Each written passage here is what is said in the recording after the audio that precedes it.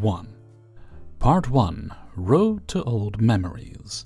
A bit of context first. I played League of Legends back then, in the first years of the game existence.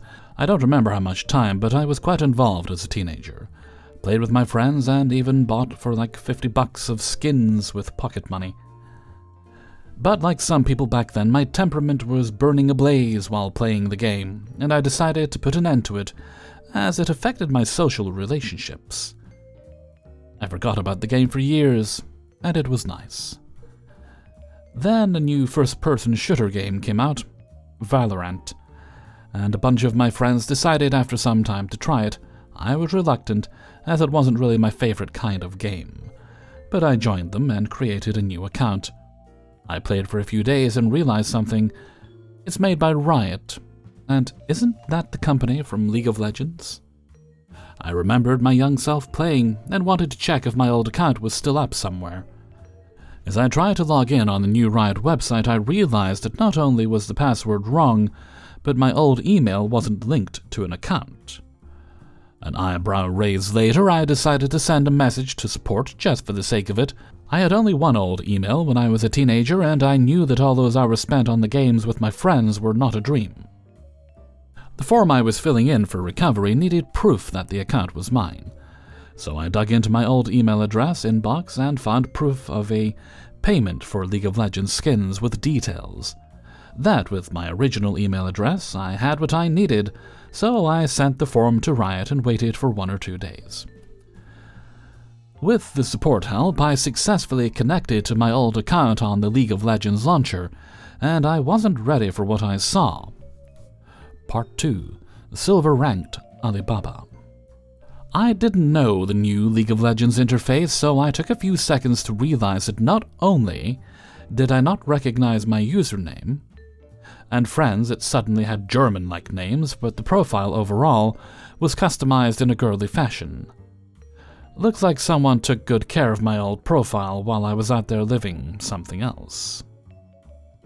I took a minute to check the settings and try to change the password and such, but to no avail, as there was a 2-factor authentication linked to something else, probably a cell phone. So I did nothing and contacted support again, telling them what was happening, that I wanted full control of my account, which had been done not long after that. After I was sure the password was changed, I took some time to look inside the profile itself, personal information, ranking, low silver, games, overwhelming number of defeats, and the number of heroes available now. I thought all the characters were free to play now, as I didn't see any of them in grey in the big list, and realized the situation when I saw the kilometer-long list of skins unlocked on the profile. There was so much of them, and I didn't even understand the system that showed the rarity of any of them. I took some time to check them, and found the first ones that I bought as a kid. Memories came back, but were quickly thrown away by another thought. How much was the worth of those skins combined? I took some time to see the average price of different skins' rarity and added them up. The total worth was well over 700 euros. I was both stunned and laughing. As I proceeded to clean the friend list, I thought about something.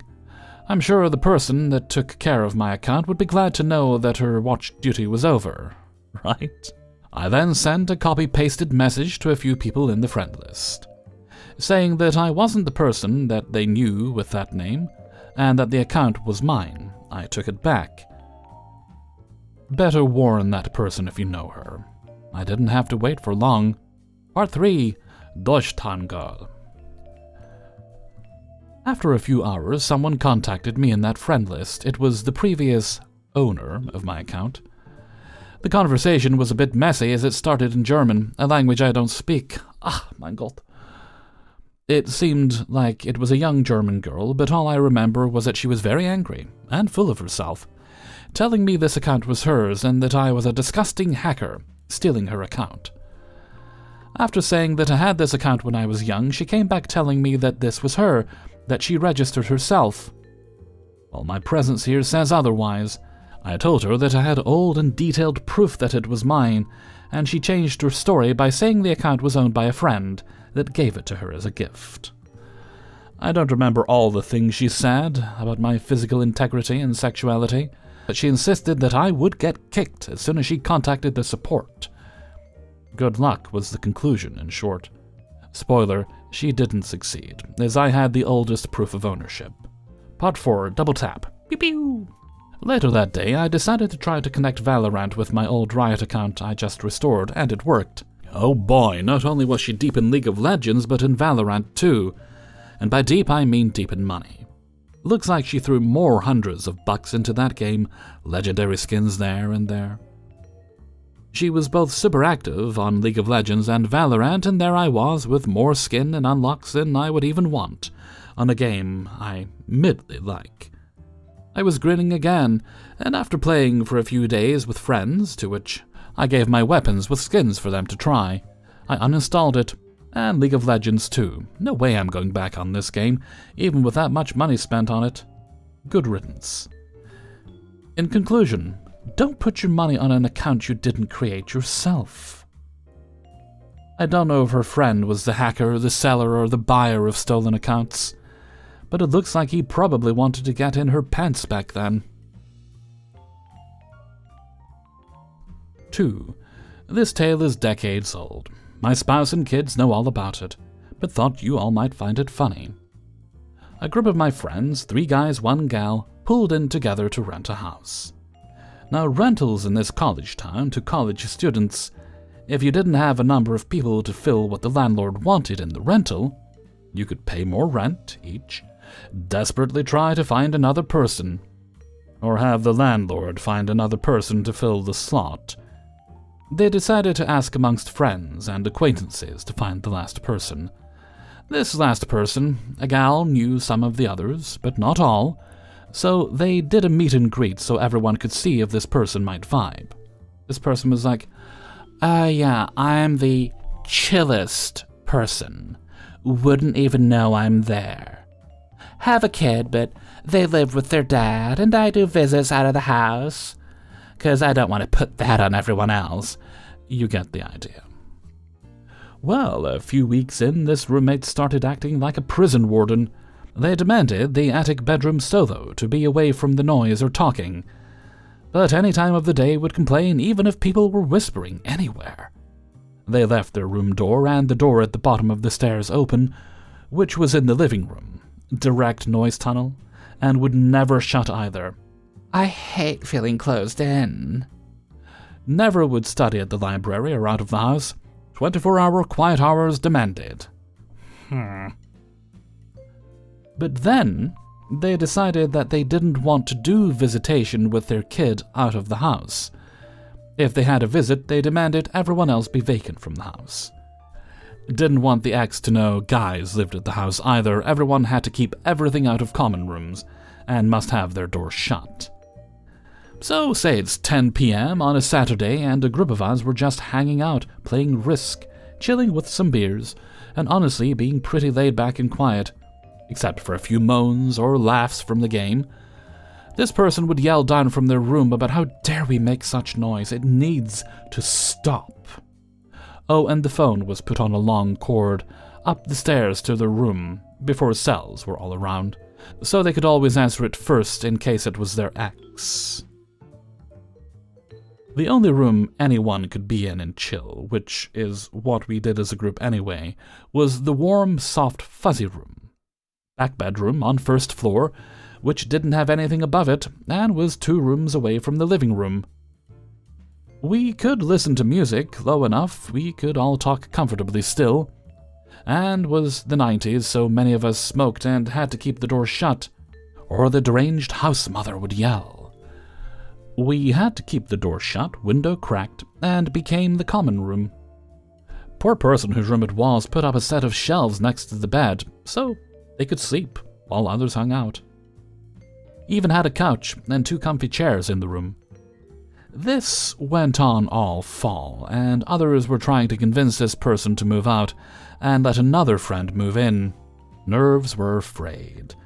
Couldn't even have a study session or talk on the phone without this person freaking out. It was miserable for the other 4. So I took it upon myself to help my friends reclaim their home and get a different roommate in. I went to the student newspaper and placed an ad. Geese for sale, lots or singly, call this number after 10 p.m. and ask for the deranged house mother. They demanded to answer every call themselves. They got every call. Then there were calls during the day, which roommates dutifully took and gave them the messages, since all callers were asking for them. They asked the student newspaper who placed the ad, but it refused to give out a student's private information. They couldn't get the number changed because the phone wasn't in their name. So they finally decided to give in to the other four and move out rather than deal with this insane crap. I didn't tell a soul until they moved out, just in case anyone would accidentally spill the beans, and Unwanted would know it was all a prank. 3. Fair warning, continued listening may affect mental health. This all happened a long time ago. I was a young man at the time, and I hate my parents.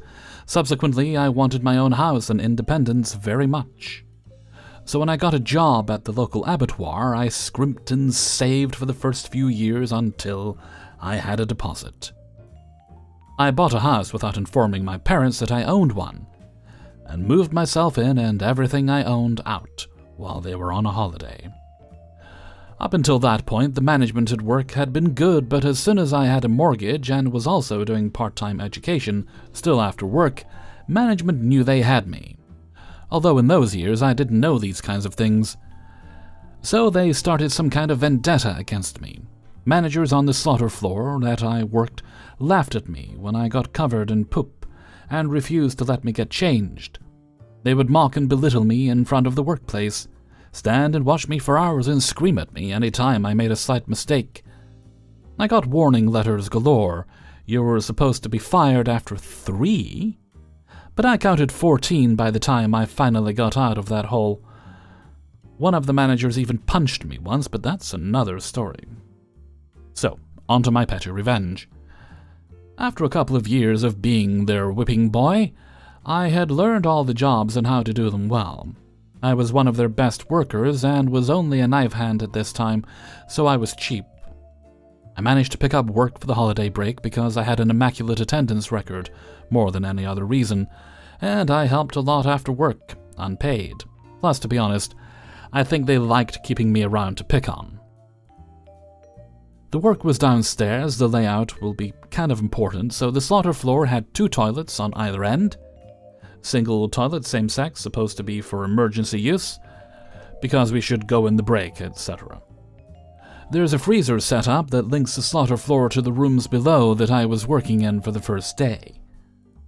Last day, before the holidays started, I was feeling quite sick. I managed to eat second break thinking maybe I was just hungry, but this was a mistake. The food felt like it was boiling inside of me for that run, and I held on because I didn't want another lecture about going at break. I was working the beginning of the production line downstairs, and as soon as the last lamb passed me, I bolted upstairs to the emergency toilet, and by this point it was going to earn its namesake. The managers on the slaughter floor had already started cleaning down the room with hot water hoses. The first room to be cleaned was the emergency loo, and now there was a thick fog from the freezer floors to the toilet. We wore white scrubs, so I was certain that I wasn't seen quickly rushing in and closing the door. I couldn't get my pants down fast enough, and the toilet seat was wet anyway. I managed to just about get the pants to fall as I bent over aiming my behind at the toilet bowl, but didn't quite make it. I felt myself involuntarily start to fart just as my hands reached my buttocks, so I grabbed them as I pushed. Well, there was a punami. I didn't know it was possible until that point to poop over 1 meter, but I know better now. The sound was just what you imagine as I sprayed the lid, the cistern, the walls, the button, and all over the seat and bowl floor. Everywhere behind me was a disaster zone. It looked like chunky peanut butter or really wet clay, and although I had an iron stomach at the time, the smell was ripe in the steam. Even I gagged. I was surprised by the height, and the last thing that had come out of me was a thick, clear mucus substance. My butt felt clean, and I felt amazingly relieved, temporarily at least. I thought to myself, if I get caught, I will just tell the truth and clean it up, as I was naive at the time, still compared to how jaded I have become.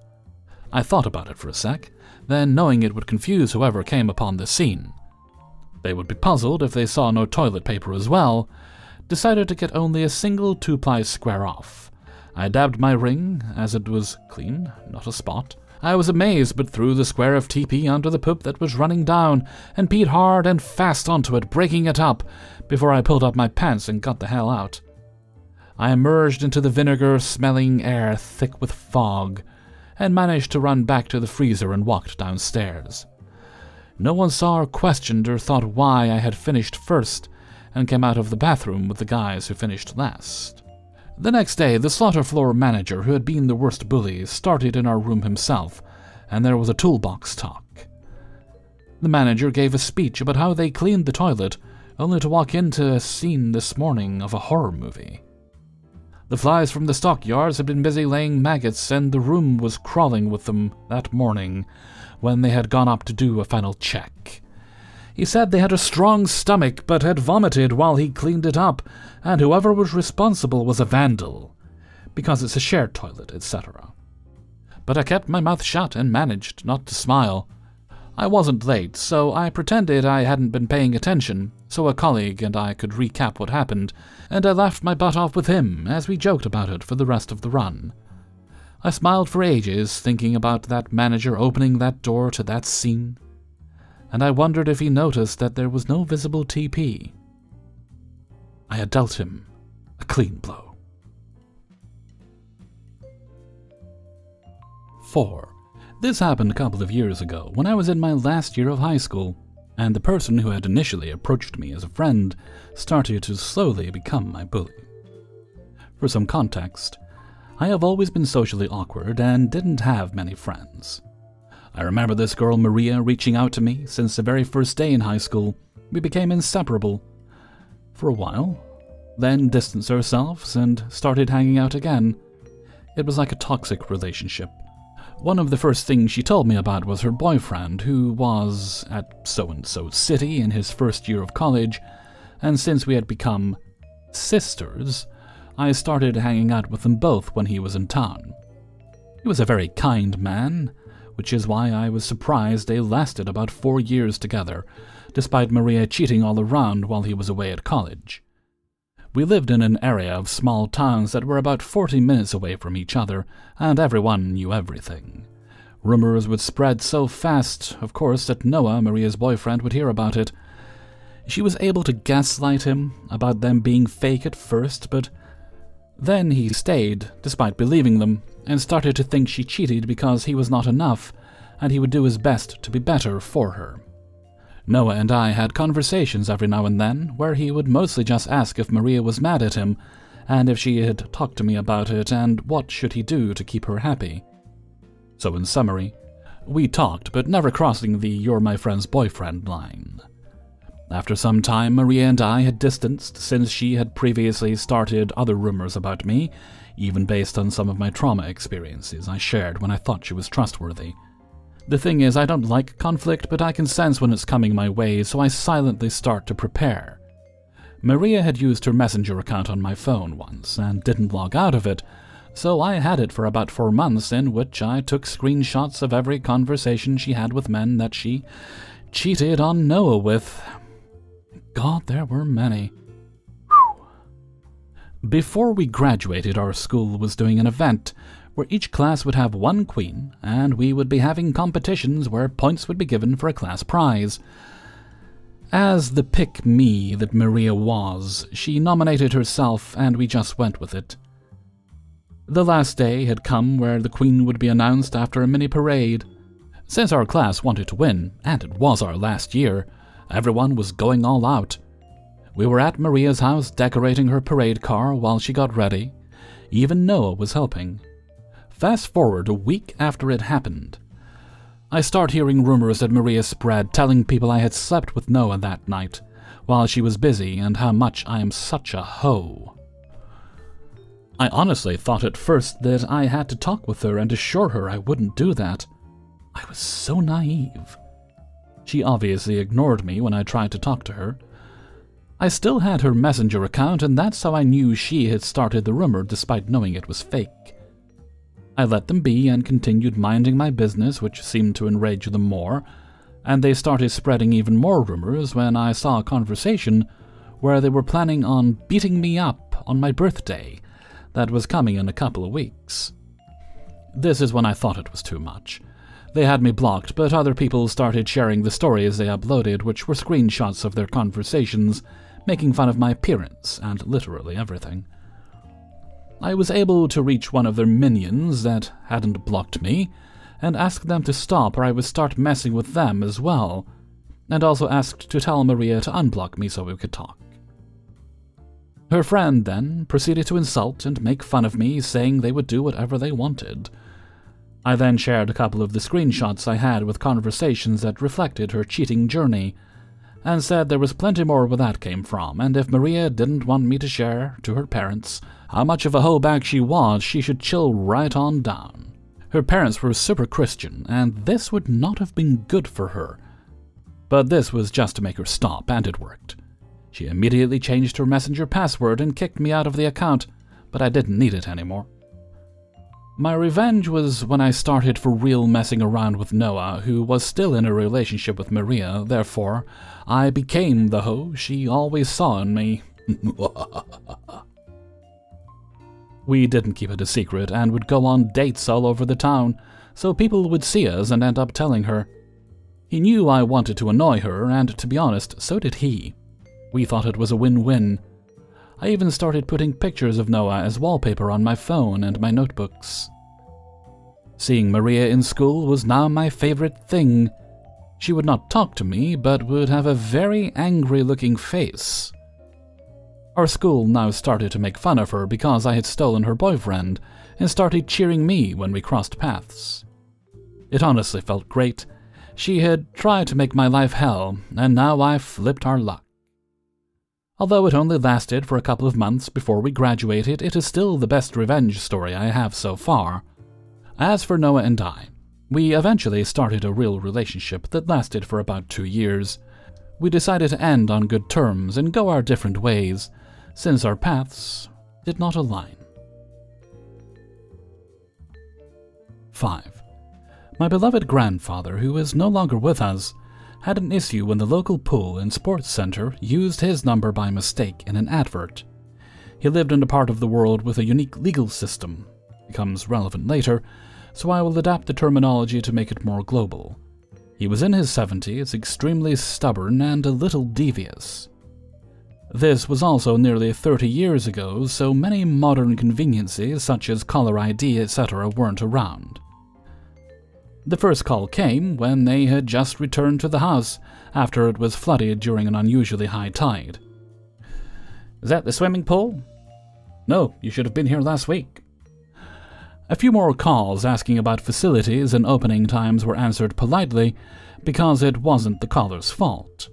But the sports center refused to do anything about it because they weren't being bothered by it. They suggested if it was a problem, he could change his number.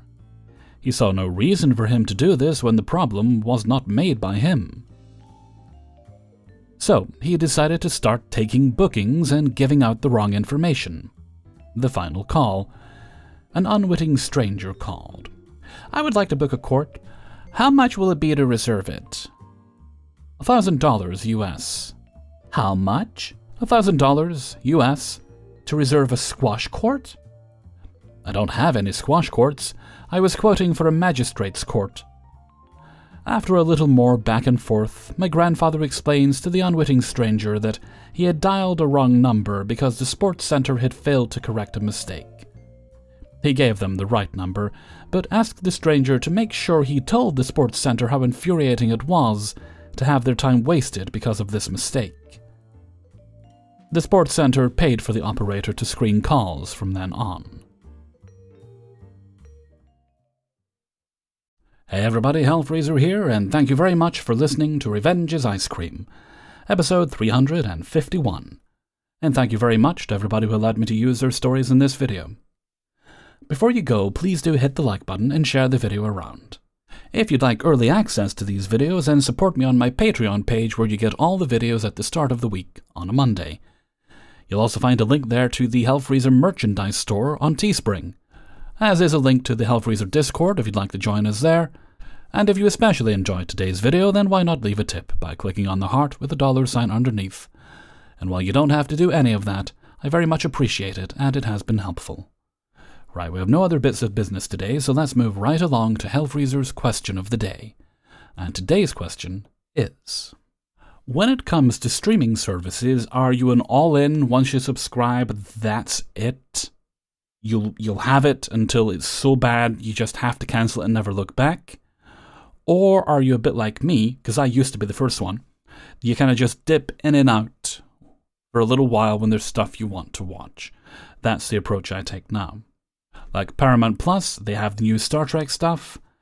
Once Discovery's ended, once Strange New Worlds has ended, I'll subscribe for a month, watch what I want, then dip out.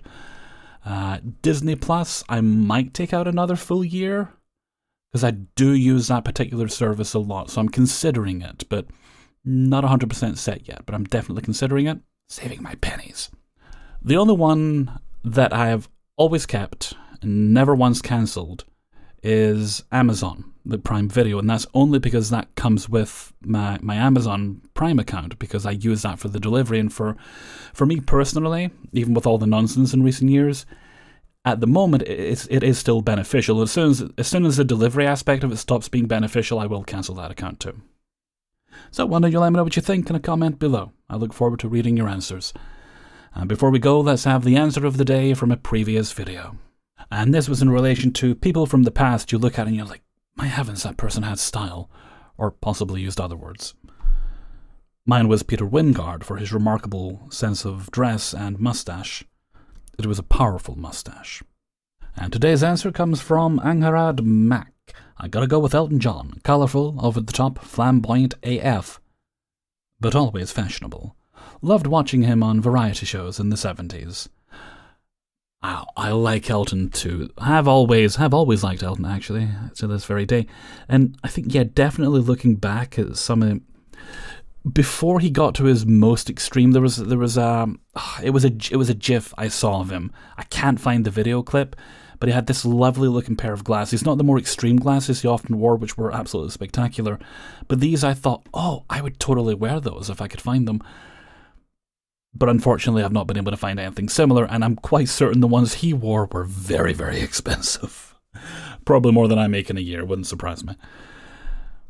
Thank you very much for your answer, Angharad Mac. Okay, and with that, I'm going to head off for now. So until next time, thank you very much for listening, and take very good care of yourselves.